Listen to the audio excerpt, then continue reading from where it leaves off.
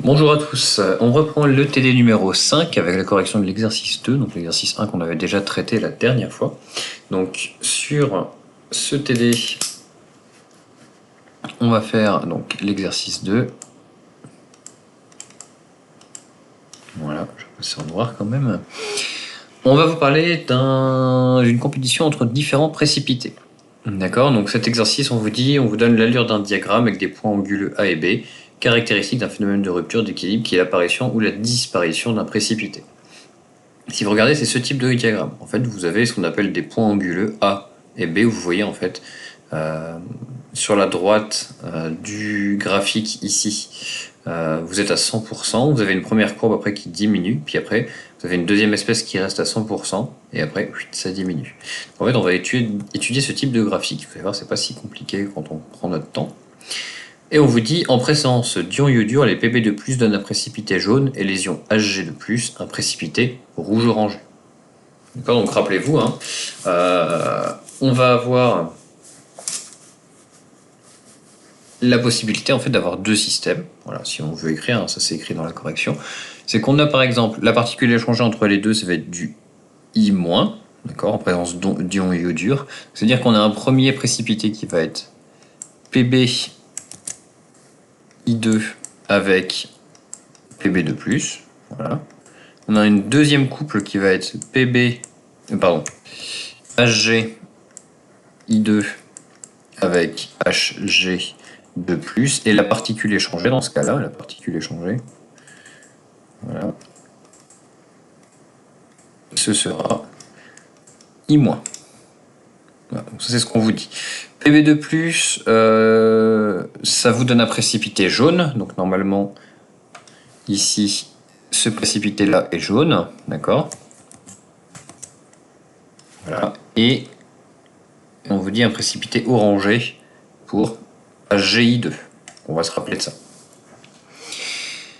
Lorsque l'on ajoute goutte à goutte une solution contenant des ions Ag2+, dans un tube à essai contenant un précipité d'iodure de plomb, le précipité devient rouge-orangé dès les premières gouttes. Donc qu'est-ce qu'on vous dit dans l'exercice? On vous dit, vous avez une solution qui a un précipité, donc je vais le faire comme ça. Hop. Vous avez un précipité ici, on vous dit d'iodure de plomb, donc PbI2, d'accord, solide. Et on vous dit, vous rajoutez, donc PbI2, vous imaginez, PbI2, on nous dit que c'est un précipité qui est jaune. Donc ici dans le fond, vous avez un précipité qui est jaune. Et vous ajoutez goutte à goutte des ions Hg. Alors on va le faire avec une petite flèche. Et on vous dit, vous ajoutez des ions Hg2+. Et dès la première goutte, on vous dit que le précipité devient, ici dans le fond, il est plus jaune comme celui-là. Il devient orangé directement.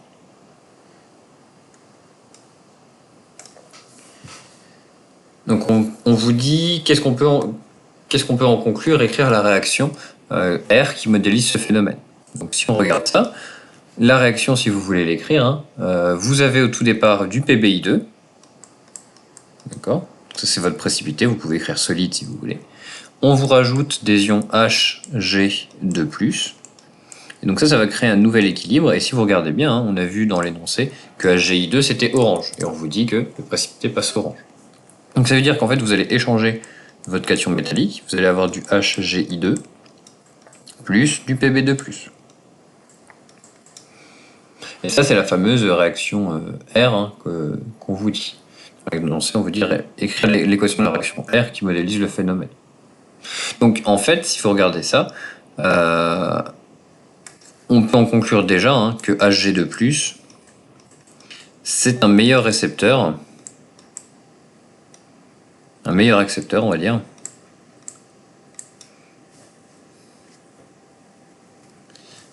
accepteur des ions I-. Donc ce que vous voyez en fait, c'est vous avez du PbI2 qui existe, et à partir du moment où vous mettez du Hg2+, le I2, le I- deux fois, il préfère se fixer sur votre Hg2+. Donc forcément, Hg2+, c'est un meilleur accepteur d'ion I-. Voilà, ça c'est tout ce qu'on peut dire pour la première question. Sur la correction, on vous donne des diagrammes, tout ça, ça c'était pas demandé, donc on peut très bien s'arrêter ici. Sur la question 2, maintenant, on vous demande, le document ci-joint correspond à la simulation de l'ajout d'une solution d'ion iodure à une solution équimolaire d'ion Pb2+, et Hg2+. Donc ça veut dire que sur cette réaction 2, vous avez une solution ici qui va contenir des ions Hg2+, et des ions Pb2+. D'accord. Donc les deux sont à 0,1 mol par litre. D'accord. Donc les deux, c'est la concentration C0, c'est 0,1 mol par litre. C'est ce qu'on vous dit dans l'énoncé. Et on vous dit on rajoute du I-. On vous donne les courbes à côté. Donc ce que je vais faire, je vais les récupérer pour pouvoir écrire dessus. Je vais leur faire un imprimé écran, c'est pas grave.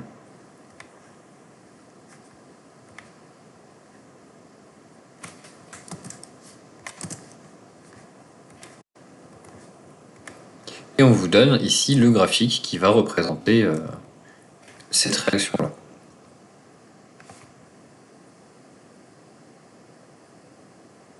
Je vais y arriver. Voilà. On vous demande, première question, identifier les deux courbes tracées. D'accord. Donc, on vous dit, bien noter que les courbes 1 et 2 sont strictement égales à 100% à droite des points A et B respectivement. Donc en fait, ça veut dire quoi?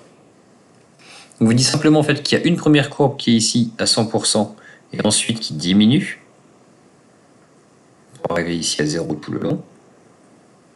D'accord. Et vous avez une deuxième courbe qui, elle, démarre à 100%, qui continue ici et qui vient diminuer ici. D'accord. Ça, c'est en gros ce qu'on vous dit. Bien noter que les courbes 1 et 2 sont égales à 100% pour les points A et B. Voilà. Donc, identifier les deux courbes tracées. Donc, qu'est-ce qui va se passer?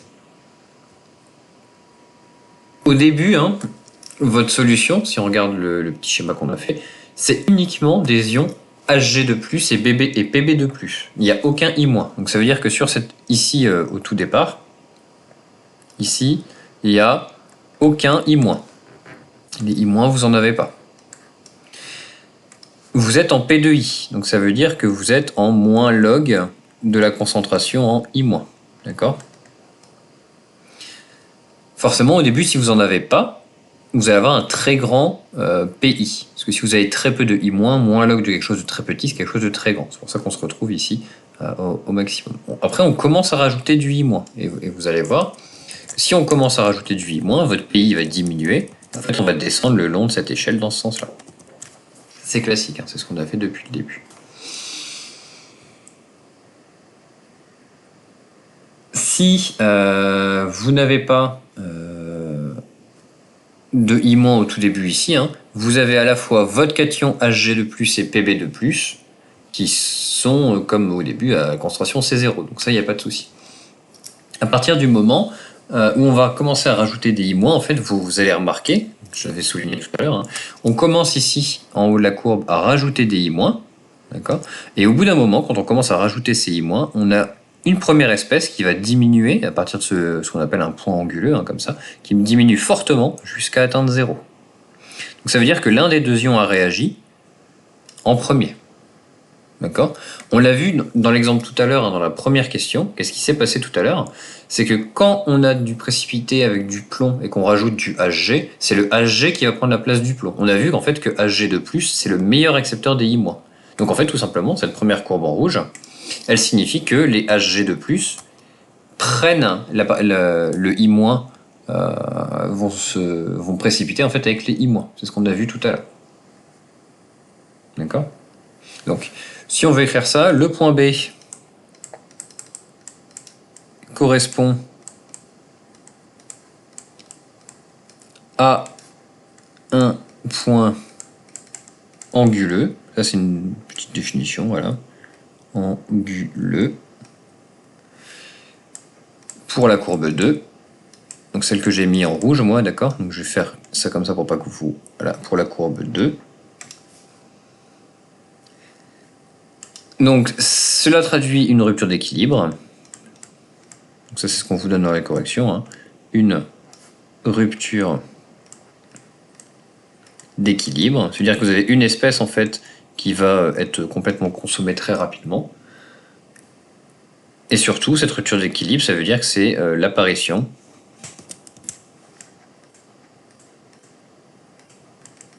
d'un précipité.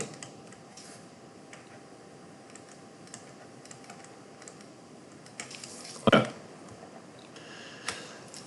Ensuite, d'après la question précédente, hein, donc d'après la question précédente,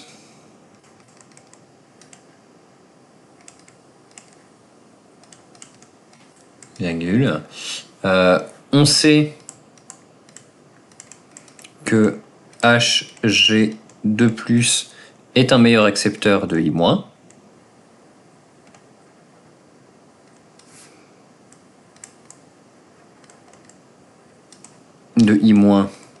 que Pb2+.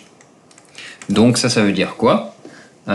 C'est le précipité HgI2 apparaît en premier.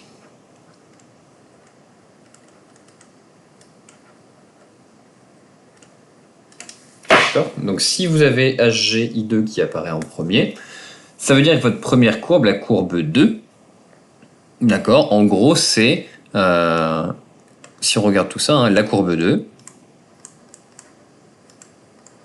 représente le pourcentage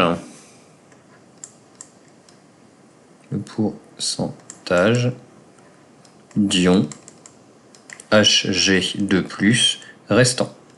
Si on regarde hein, votre courbe, ici, on voit bien, hein, au début on est à 100%, je redescends encore un petit peu, au début on est ici à 100% d'Hg2+, et quand on commence à en rajouter beaucoup, vous voyez ici, hop, on les consomme, c'est-à-dire que vous avez votre Hg2+ qui va se mettre avec 2I-, qui va former votre précipité HgI2, d'accord? Et en fait, ça va être consommé, et au bout d'un moment, vous n'avez plus d'Hg2+, parce qu'on arrive ici, au plus bas. D'accord? Donc là, vous avez bien, en fait, vous voyez bien, c'est le pourcentage en espèces, donc c'est le pourcentage, ici, d'ions Hg2+, par rapport à ce qu'on avait au début, 100%, et après ça diminue. Pour la deuxième courbe, pour le point A, on a la même explication. C'est-à-dire que vous avez au point A, vous avez encore un point anguleux. Hein, donc au point anguleux A, la totalité d'ailleurs, la totalité du Hg2+ à précipiter sous la forme HgI2, HgI2, et donc c'est autour du Pb2+, qui vous reste en solution, de précipiter. D'accord? Donc ce point est le début de précipitation de Pb I2, parce qu'il vous reste du Pb2+ en solution qui n'a pas été touché. Hein. Donc la courbe 1, la courbe 1 représente le pourcentage de Pb2+ restant en solution. Et si vous regardez bien ça, hein, on a donc la courbe rouge qui représente les Hg2+, d'accord? Donc pendant ce temps-là, les Pb2+, eux, ne sont pas consommés, ils sont plafonnés à 100%. Il y a un certain moment entre le moment justement où vous avez plus de Hg2+, mais en fait, il faut attendre le point ici anguleux A pour que le Pb2+ se mette à précipiter. Et hop, il n'y en a presque plus. Et ici, en fait, vous avez précipitation totale de votre Pb2+. Donc ici, vous êtes, si je devais écrire, vous êtes sous la forme de Pb2+, et ici, vous êtes en Pbi2. Mais ça, je ne l'écris pas, parce que c'est uniquement. Donc cette courbe-là, c'est le pourcentage de Pb2+ libre en solution qui vous reste.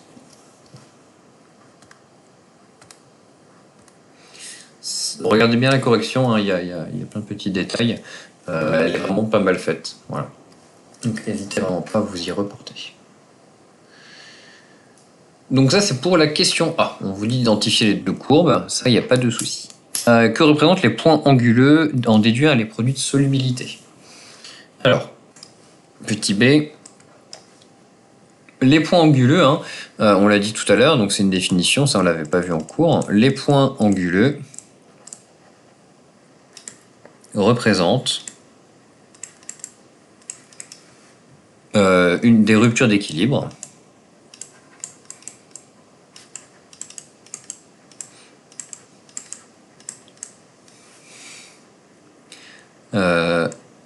sous la forme, enfin, avec l'apparition d'un précipité.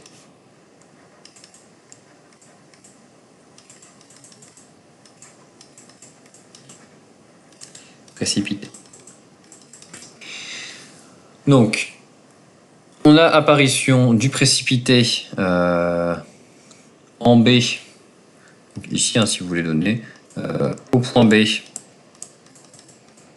B, c'est l'apparition du précipité HGI2, solide si vous voulez l'écrire, et au point A, l'apparition du précipité PBI2, solide si vous voulez. D'accord? On vous demande de déterminer, en déduire les produits de solubilité de PBI2 et PBH2. Alors, il y a une chose qu'il faut savoir, c'est que la courbe B, enfin la courbe au point B, elle... Comment dire? Si vous regardez votre graphique, ici, ce sera plus simple. Je vais supprimer un peu tous les dessins.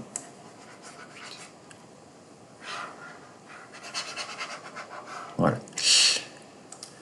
Sur la portion de droite, ici, vous n'avez par exemple en solution que des ions Pb2+, Pb2+, merci, Hg2+, et du I-, qui n'a pas encore... qu'est-ce que je veux dire? De plus et du I-.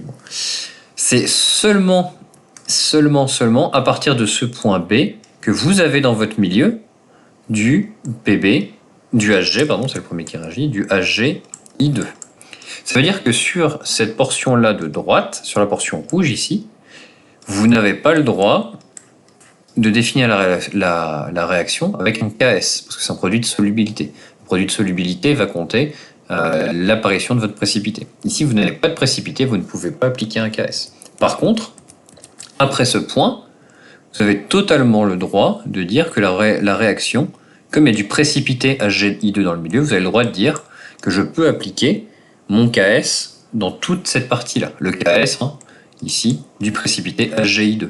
Même chose pour le deuxième. Hein, jusqu'à ce point-là, vous n'avez absolument pas de PBI2. Donc vous n'avez pas le droit d'utiliser le KS du PBI2. Le KS du PBI2, vous pouvez l'utiliser à partir du moment où vous avez du PBI2 dans votre milieu. Donc c'est ici, le KS du PBI2. D'accord? Ici, c'est le KS du HgI2.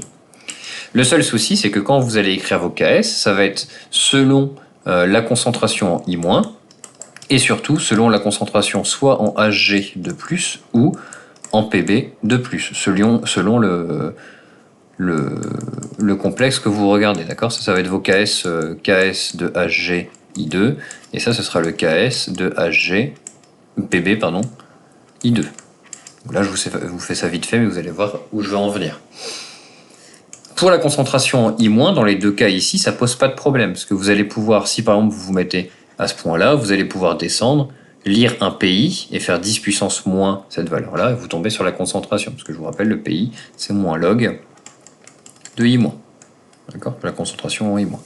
Le seul problème, c'est que votre concentration en Hg2+, vous ne la connaissez pas. En fait, le seul souci, c'est que si vous vous mettez... Alors, je fasse un petit peu... Si vous vous mettez par exemple ici, vous allez pouvoir déterminer par lecture graphique votre concentration en I-. Alors c'est pas le meilleur point d'ailleurs. Et en fait, vous allez avoir votre concentration en Hg2+, qui va être égale à 0. Donc votre KS va être égal à 0. C'est pas terrible. Si vous vous mettez ici, même chose, vous allez pouvoir déterminer votre concentration ici en I, en lisant la valeur ici. Mais par contre, vous voyez, votre KS, vous allez devoir prendre des pourcentages de valeur de concentration, ça marche pas très bien. En fait, vous avez le droit de vous mettre pile poil au moment où votre précipité commence à apparaître. Et donc, vous avez le droit de vous placer pile poil sur le point B. Et sur le point B, en fait, vous êtes un petit peu à cheval sur j'ai 100% de mon ion qui est dans mon milieu et j'ai le première apparition de solide de mon précipité. Donc ça veut dire qu'au point B, vous avez le droit d'appliquer le KS. Pardon. Au point B, vous avez l'équilibre Hg2 plus 2i- qui va vous donner du Hg I2. D'accord ?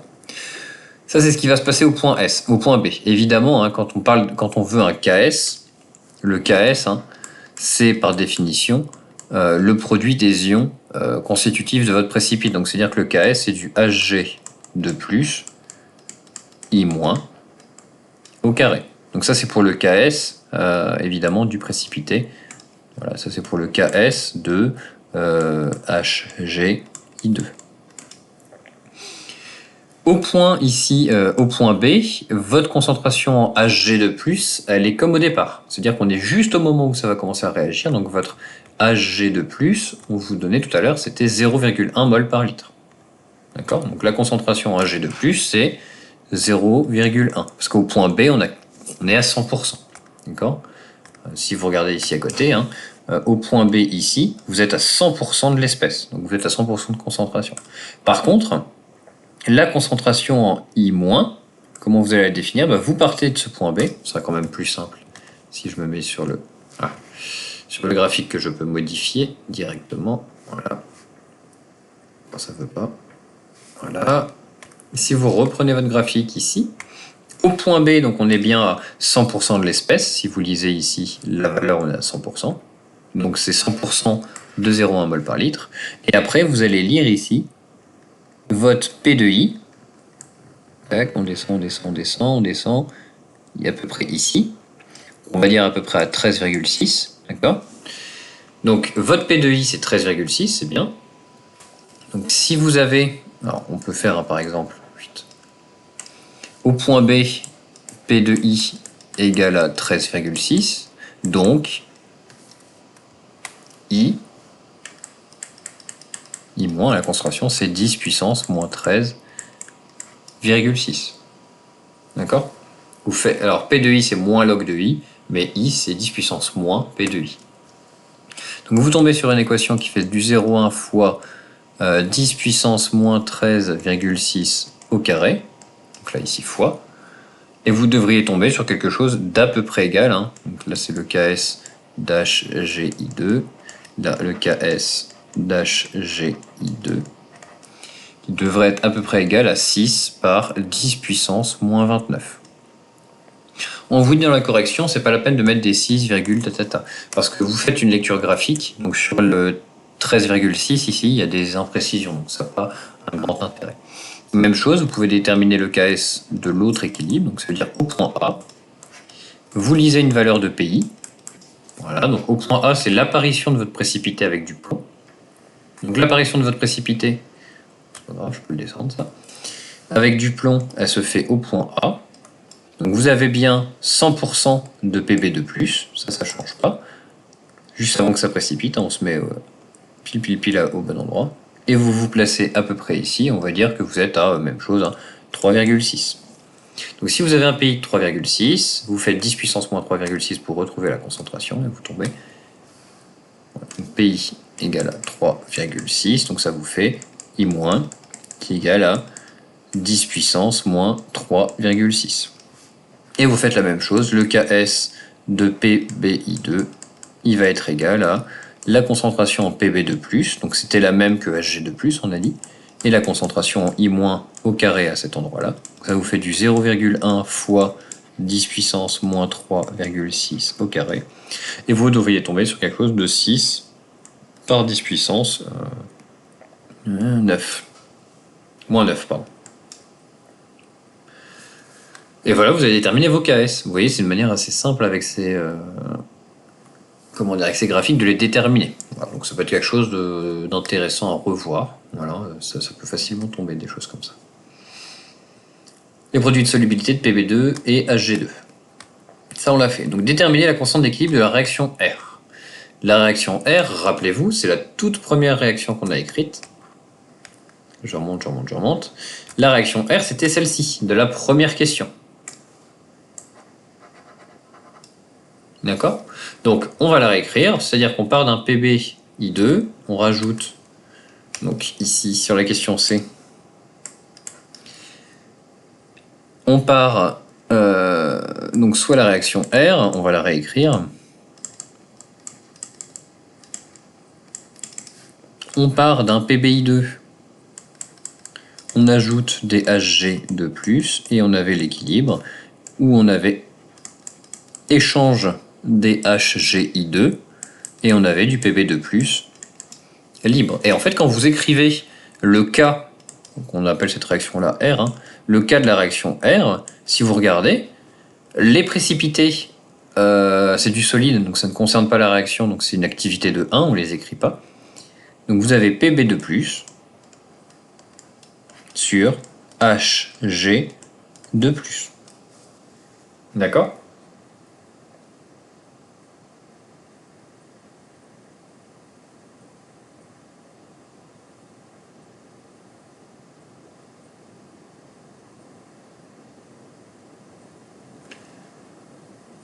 Ça veut dire que vous avez, en fait, si vous ne tenez pas compte de vos précipités, si vous regardez, alors ça c'est un petit peu étrange, on va dire, à aborder.